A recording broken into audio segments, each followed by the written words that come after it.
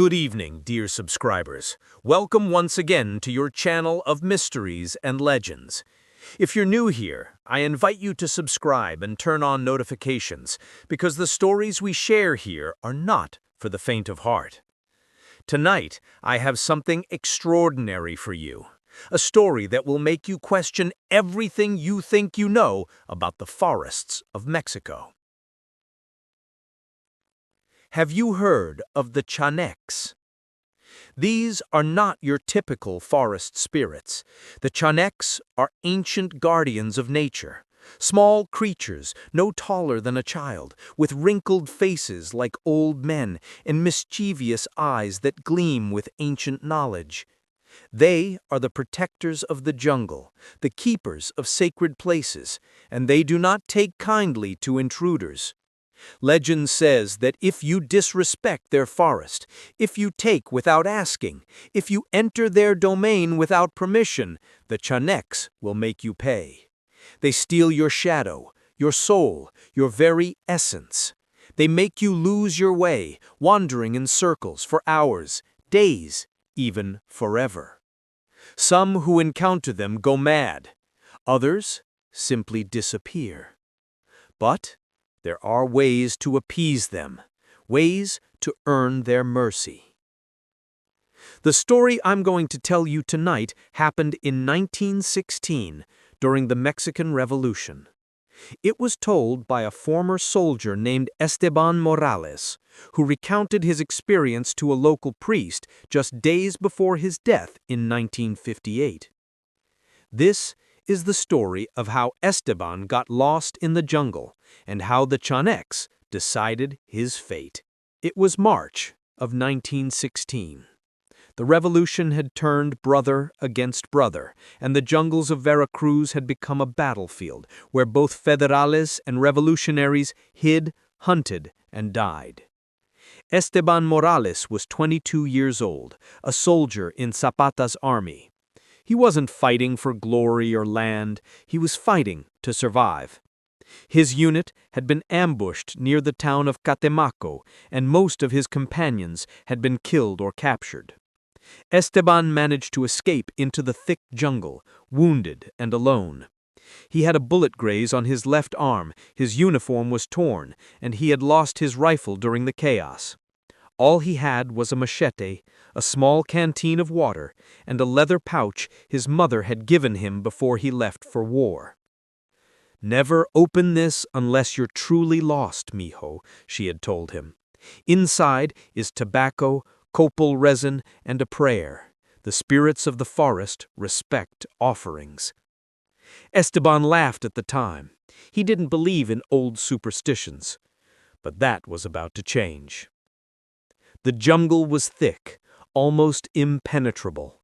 Giant ceiba trees rose like ancient pillars, their roots creating a labyrinth on the forest floor. Vines hung like serpents from the canopy above, and the air was heavy with humidity and the scent of rotting vegetation. Esteban had been walking for hours. By his calculations, he should have reached the river by now. From there, he could follow it south to friendly territory. But there was no river. He kept walking, cutting through the undergrowth with his machete, always heading in what he thought was south. The sun was barely visible through the thick canopy, making it hard to navigate. Then he noticed something strange. He had passed that same fallen log before. He was sure of it. It had a distinctive shape, like a sleeping crocodile. "Impossible," he muttered. "I've been walking straight." But then he saw it again, the same log, and again, and again. He was walking in circles. Panic began to creep into his chest. He stopped, breathing hard. That's when he heard it. Laughter. High-pitched, like children playing. Small figures darted between the trees. Chanques. Dozens of them, watching from the shadows. One stepped forward, older, bearded with lichen, crowned with roots. "You walk in our forest, soldier. You take without asking." Esteban trembled. "I didn't know," he said. I just want to leave." The forest spirits whispered and laughed. "Why should we let you leave? Why should we not take your soul?" Esteban remembered the pouch. He opened it and offered the tobacco, copal, and prayer. The Chanques fell silent. "Your mother knows the old ways," the elder said. They discussed among themselves. Finally, "We accept your offering, but you must promise 3 things." When you leave this forest, you will tell others about us. You will tell them that the jungle is sacred. You will plant 3 ceiba trees in memory of your fallen companions, and you will never again raise a weapon in anger. Esteban felt tears rise. "I promise." The elder Chaneke pointed west. "Walk. Do not look back. Your shadow will guide you now." In an instant, they disappeared. Esteban obeyed. Within an hour, he heard rushing water, the river. He followed it south for 2 days, reached the village, and was healed. He returned home, left the war, and became a farmer.